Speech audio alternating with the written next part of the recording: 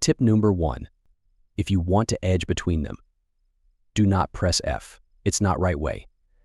Press J. It's connect your mesh. Tip number 2. You can bevel edges pressing Ctrl plus B. And did you know when you press P it goes inward and outward? You also bevel vertex pressing Ctrl plus Shift plus B. And you can create cool shapes using this. Tip number 3. If you face this issue during bevel edges, do not worry. Click on this arrow and check face orientation.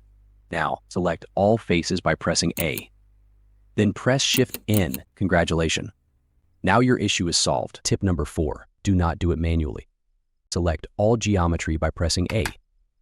Then press Ctrl F and convert tries to quads. Tip number 5. If you bevel edges and face this issue, do not worry.